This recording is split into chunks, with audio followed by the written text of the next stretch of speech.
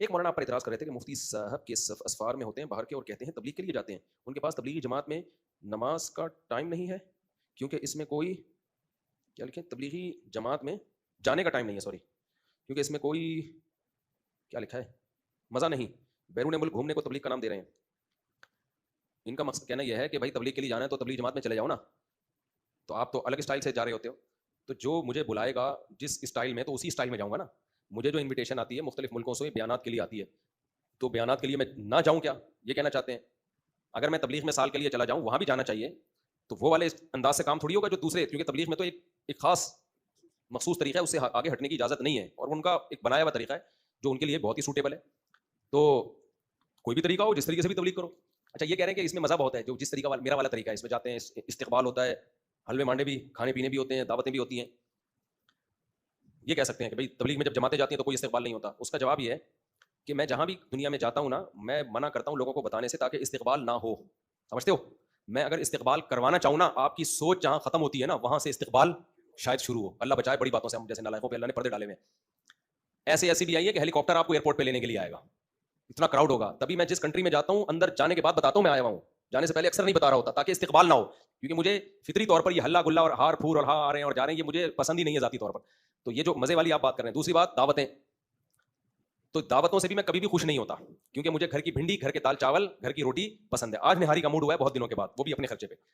دعوتیں جو میں قبول کرتا ہوں اپنے لیے نہیں کرتا، سامنے والے کو خوش کرنے کے لیے، سمجھتے ہو کہ نہیں سمجھتے؟ تو میری طبیعت پہ بہت بوجھ ہوتا ہے، کیونکہ پھر سامنے والے کی مرضی کا کھانا کھانا ہے، ٹائم بھی سامنے والے کا ہوگا، اس سے صحت کا بیڑا غرق ہوتا ہے، تو یہ ٹینشن دیتی ہے مجھے دعوت، سمجھتے ہو؟ تو یہ اللہ کے لیے قربانی ہے کہ سفر میں جانے کے بعد میں دعوتیں قبول کر رہا ہوتا ہوں، یہ قربانی ہے، یہ کوئی مزہ نہیں ہے۔ تیسری چیز مزے، سمندر میں ڈبکی مار کے باہر نکلے اور ہیلی کاپٹر میں جاپان میں گھوم رہے ہیں۔ تو ہیلی کاپٹر میں جو میں جاپان میں گھوما وہ بھی ہمارے میزبان نے زبردستی گھمایا محبت میں، مجھے ہیلی کاپٹر میں گھومنے کا 5 روپے کا بھی شوق نہیں تھا۔ کوئی چھوٹے بچے تھوڑی ہیں، منہ تھوڑی ہیں جو ہیلی کاپٹر میں جھولے مل رہے ہیں ان کو، مجھے ذرا بھی نہیں تھا۔ ان کی خواہش تھی مفتی صاحب ایک دفعہ ہمارے ساتھ ہیلی کاپٹر میں یادگار سفر کر لو، تو وہ بھی اپنی خوشی کے لیے نہیں بلکہ میزبان کی خوشی کے لیے میں نے سفر کیا، اور یہ سفر حاجی عبدالوہاب صاحب رحمۃ اللہ علیہ نے بھی کیا ہوگا اور بھی بزرگوں نے کیا ہوگا، اپنے لیے نہیں۔ تو یہ میں نے انجوائے نہیں کیا، یہ کس نے انجوائے کیا ہے، سمجھ رہے ہو؟ ہاں ہم نے ڈبکی انجوائے کی ہے، وہ کسی کے مشورے پہ نہیں، وہ ہم نے خود۔ تو کیا ہم انسان کے بچے نہیں ہیں کیا؟ اتنا بھی نہیں انجوائے کرنے دو گے یار، ہمیں جا رہے ہیں اور ڈبکی مار کے نکل رہے ہیں۔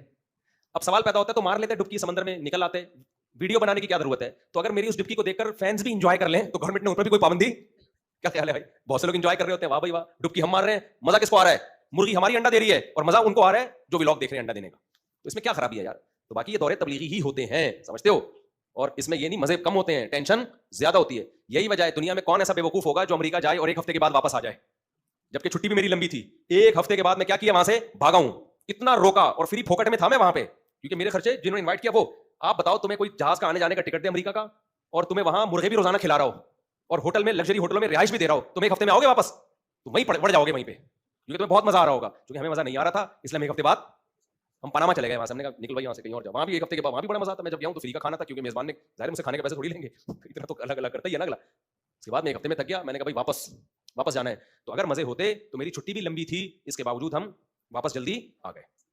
وجہ اس کی یہ تھی خالصتاً تبلیغی دورہ تھا جس میں دماغ استعمال ہو رہا تھا، 2 گھنٹے کے بیانات ہو رہے تھے، تھک گیا تھا بری طریقے سے۔ اس کے بعد کھانے کے لیٹ نائٹ کھانا ہے، پھر اس کے بعد بدہضمی، اپنے گھر میں جیسے آدمی ٹانگیں پھیلا کے سوتا ہے بھائی، امریکہ ہو، جاپان ہو یا کوئی بھی دنیا کا ملک ہو، شادی شدہ آدمی جو بچوں والا اس کو جو مزہ گھر میں آتا ہے، ہاں کوارے چھڑے چھاڑ کو نہیں آئے گا گھر میں مزہ، وہ کہے گا گھر سے باہر ہی رہو، گھر میں ڈھکن میں بیٹھو، لیکن جب آدمی کا گھر ہوتا ہے نا، جو سکون اس کو گھر میں ملتا ہے وہ سکون دنیا میں اس کو کہیں بھی نہیں ملتا۔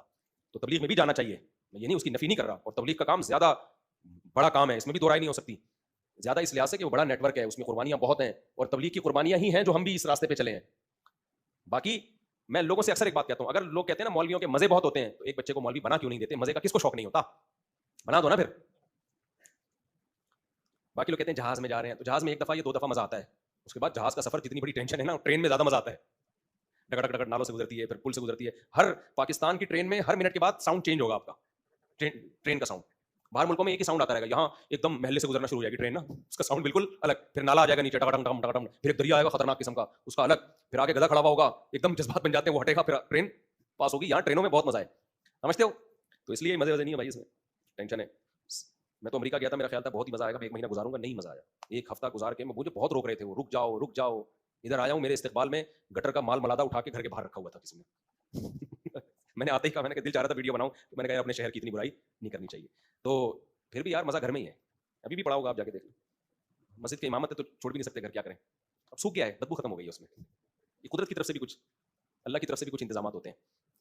گدھوں کو پال لو کراچی میں. میں نے پاناما میں آپ کو ساحل سمندر پہ گدھ دکھائے نا, وہ گدھ کیوں پالے ہوئے ہیں؟ وہ سارا مچھلیوں کا کچرا اٹھا لیتے ہیں. تو میں نے اس میں بلاگ میں یہ بات کہی تھی کہ بہترین پیکیج ہے کراچی کی گورنمنٹ کے لیے, گدھ پال لیں, وہ خود ہی سارا کچرا اٹھا لیا کریں گے. گورنمنٹ سے تو اٹھ نہیں رہا کچرا.